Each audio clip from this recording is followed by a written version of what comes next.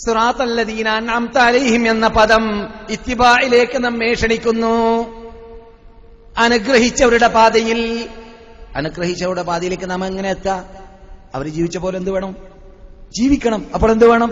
ഇത്തിബാ വേണം. എന്താ ഇത്തിബാ എന്ന് പറഞ്ഞാൽ? നബിയെ അനുസരിക്കാം. മൂന്ന് വഖ്തിന്റെ ആൾക്കാർ പറയും പോലെ ഇഷ്ടാനുസരണം ജീവിക്കാൻ പറ്റില്ല. മുഹമ്മദ് നബി അങ്ങനെ നമസ്കരിച്ചു, അങ്ങനെ നമസ്കരിക്കണം. മുഹമ്മദ് നബി അങ്ങനെ നോമ്പ് പിടിച്ചു, അങ്ങനെ നോമ്പ് പിടിക്കണം. മുഹമ്മദ് നബി അങ്ങനെ ഹജ്ജ് ചെയ്തു, അങ്ങനെ ഹജ്ജ് ചെയ്യണം. മുഹമ്മദ് നബി അങ്ങനെ സക്കാത്ത് കൊടുത്തു, അങ്ങനെ സക്കാത്ത് ചെയ്യണം. മുഹമ്മദ് നബി വ്യക്തി, സാമൂഹ്യ, സാമ്പത്തിക, സ്വകാര്യ ജീവിതം എല്ലാം ദീനിന്റെ എ തൊട്ട് സെറ്റ് വരെയുള്ളതായ ആ പ്രവർത്തനങ്ങൾ എങ്ങനെ ലോകത്തിന് പ്രവർത്തിച്ച് കാണിച്ചു കൊടുത്തു. അതിവിടെ മായാതെ മങ്ങാതെ കുറിക്കപ്പെട്ടിട്ടുണ്ട്. വള്ളിക്കോ പുള്ളിക്കോ ചാഞ്ചില്ലാതെ 15,000-ഓളം സഹീഹായ നബി വചനം തന്നെ ഏകദേശം നമ്മുടെ മുമ്പിൽ ഇപ്പോൾ ക്ലിയർ ആയിട്ടുണ്ട്. ഇന്റർനെറ്റ് യുഗത്തിൽ പ്രയാസമില്ലാതെ മനസ്സിലാക്കാനും കണ്ടുപിടിക്കാനും ഇപ്പോൾ ഇത്തിബാ വേണം. അതാണ് ഫാത്തിഹ പഠിപ്പിക്കുന്ന പ്രധാന പാഠത്തിലൊന്ന്.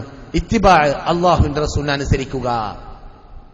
അല്ലാഹുവിന്റെ റസൂലിനെ അനുസരിക്കാത്തവരാണ് ഇസ്ലാമായതിന്റെ ശേഷം, മുസ്ലിം ആയതിന്റെ ശേഷം ബുദ്ധിക്ക് പ്രാധാന്യം നൽകിയിട്ട് മുർത്തദ്ദായി പോയത്. ബുദ്ധിക്ക് പ്രാധാന്യം നൽകിയിട്ട് മുർത്തദ്ദായി പോകരുത്. ഇത്തിബാ എന്ന് പറയുമ്പോൾ അവിടെ ബുദ്ധിക്ക് യാതൊരു സ്ഥാനവുമില്ല.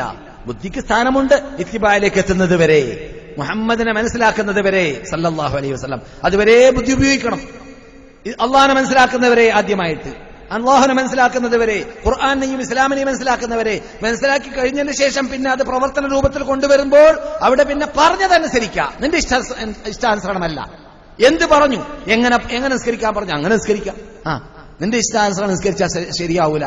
നിന്റെ ഇഷ്ടാനുസരണം നിനക്ക് തോന്നുമ്പോൾ, നിനക്ക് ഉണരുമ്പോൾ, ജോലിയൊക്കെ കഴിഞ്ഞ്, കഫീലിന്റെ ഡ്യൂട്ടിയൊക്കെ കഴിഞ്ഞ്, സൗകര്യങ്ങളൊക്കെ കിട്ടി, എന്നാ പിന്നെ ഒന്ന് കുളിച്ച് ശുദ്ധീകരിച്ച് നിസ്കരിച്ച് കളയാം. അത് പറ്റൂല. നിന്നെ സൃഷ്ടിക്കപ്പെട്ടത് നമസ്കരിക്കാൻ വേണ്ടിയാണ്. ഈ പ്രപഞ്ചത്തിൽ സൃഷ്ടിക്കപ്പെട്ടത് നിങ്ങൾക്ക് വേണ്ടിയാണ്. നിങ്ങളെ സൃഷ്ടിക്കപ്പെട്ടത് ആരാധിക്കാൻ വേണ്ടിയാണ്. ഈ തത്വം മനസ്സിലാക്കി കഴിഞ്ഞാൽ പിന്നെ ഇത്തിബാ അല്ലാതെ അന്ധമായി അനുകരിക്കാൻ ലോകത്തിൽ ആരോടെങ്കിലും അള്ളാഹ് കൽപ്പിച്ചിട്ടുണ്ടെങ്കിൽ അത് ഒരാളോട് മാത്രമാണ് നമ്മെ കൽപ്പിച്ചിട്ടുള്ളത്. അതാരാണ്? മുഹമ്മദ് ബിൻ അബ്ദില്ല, അബ്ദുല്ലാന്റെ മകൻ മുഹമ്മദ്, നമ്മുടെ ദൂതർ. അവരെ അന്ധമായി അനുകരിക്കണം.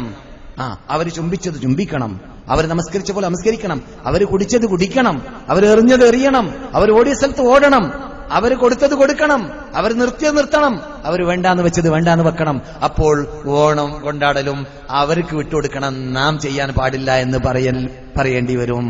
അപ്പോഴോ സുഹൃത്ത് ചോദിക്കാണ്, ഓണത്തിന് വേണ്ടി ഉപയോഗിച്ച ഭക്ഷണം കഴിക്കാമോ? ക്ഷണിക്കപ്പെട്ടാൽ കഴിക്കരുത്. കാരണം ഓണം എന്ന് പറയുന്നത് പ്രത്യേക ചടങ്ങിലൂടെ ഉണ്ടാവുന്നതാണ്. അത് പ്രത്യേക ചടങ്ങ്, അതിൽ ശിർക്കുണ്ട്.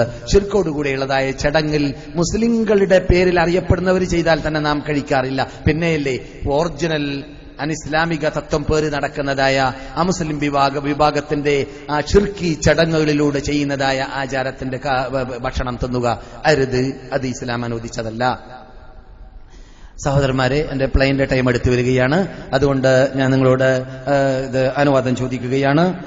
പറഞ്ഞു വരുന്നത് ഇത്തിബാ എന്നത് ഖുൽ ഇൻ കുൻതും തുഹിബ്ബൂനല്ലാഹ് ഫത്തബിഊനി യുഹിബ്ബുകുമുല്ലാഹ്. ധാരാളം കാര്യങ്ങൾ ഫാത്തിഹയെക്കുറിച്ച് ഇനിയും പറയാൻ ശേഷിക്കുന്നുണ്ട്. നിങ്ങൾ ഈ പറയാൻ കൂടുതൽ ഉണ്ടോ ഇല്ല എന്നുള്ളതല്ല, ഇതുവരെ പറഞ്ഞത് അതിൽ നിന്നിട്ട് എത്ര ശതമാനം ഞാനും നിങ്ങൾ നടപ്പാക്കാൻ തയ്യാറുണ്ട് എന്നതാണ് ഇപ്പോൾ ശ്രദ്ധിക്കേണ്ടത്. അതിനാണ് നിങ്ങളോട് അതിലേക്കാണ് നിങ്ങളെ ഞാൻ പ്രേരിപ്പിക്കുന്നതും ക്ഷണിക്കുന്നതും.